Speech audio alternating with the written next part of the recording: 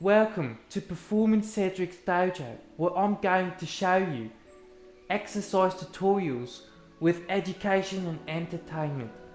And today's video, we're going to go over the couch quad stretch. Enjoy. So this couch quad stretch is probably gonna see it all around social media nowadays. Well, yes, this is a very good stretch for knee pain. It may not be, it's not a panacea, right? It's not going to fix all your problems, and it's not good to think of exercises that way. Like, oh my god, this exercise is going to relieve all my issues. No. Each exercise is neither good or bad. It just depends on the context and how you're applying it to your given specific situation. But generally speaking, this is going to be very good for people that tend to have an anterior pelvic tilt in a resting posture, especially as this is going to stretch the rectus femoris, head of the quadriceps, because you have 4 heads. And essentially, you can set up this movement in a variety of ways. I'm going to show it on the Swiss ball, but another way is to also set it up against a sturdy, nice wall. Just make sure you have something comfy in like shoes or socks, because it can be a bit uncomfortable here. And also some pad, like say these like cushiony balance foamy boards, so your knee is comfortable, it doesn't hurt. And yeah, essentially what you're going to do is you're going to get into a lunge position. So I'm going to show you here from this side. You want to be in like this 4-point position to start with. Now I'm going to use it against the wall, but I recommend you first start with the wall, because this ball is quite unstable, so it's already going to put your system into a bit of a fight or flight response, which is not what we want, especially when you're doing mobilizations and stretches like these.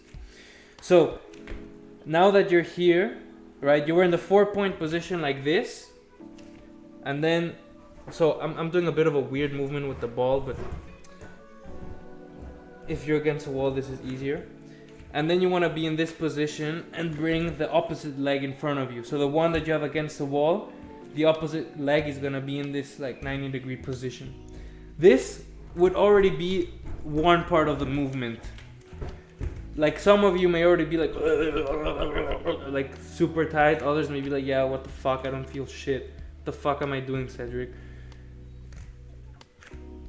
Stay at your own level. The next step would be to start to come up and have something like a stick to support you. And the general standard would be to be able to be here quite chilled out, like, wow, such a nice view, and like talk about your life and your dating and your friends. Or you may be here and be like,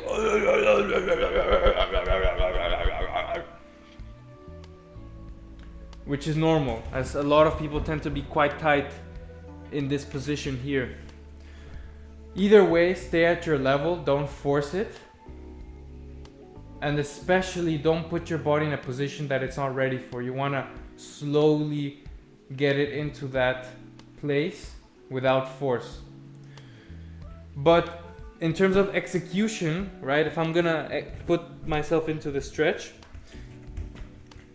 and this applies for whether you're here, whether you have a chair supporting you, or whether you're like standing straight and you have like a kettlebell and you're doing a super advanced version. Essentially, this position, you're already into an extreme amount of knee flexion, and ideally you want to put your pelvis into a posterior pelvic tilt.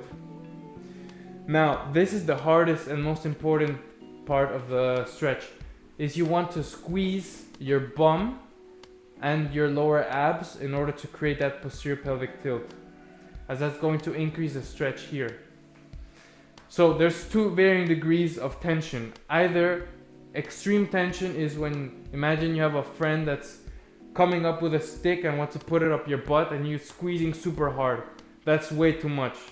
and the other end is just going like this. There's absolutely no tension here, and I'm flaring my back, which is the opposite of what we want. We want to flatten the pelvis and a little bit of the low back. So you want to find that midline where you can tense a little bit and create that rounding of the pelvis. And this is already stretch. And from here, you can do a contract, relax. And in this case, you can push the front of the foot towards the ball or the wall, like so. Here you can easily see how I'm pushing up, down. And then you exhale. You inhale, push. And you exhale. Inhale, push. And you exhale. And then to add more intensity, you can simply shift your whole pelvis forward, like so.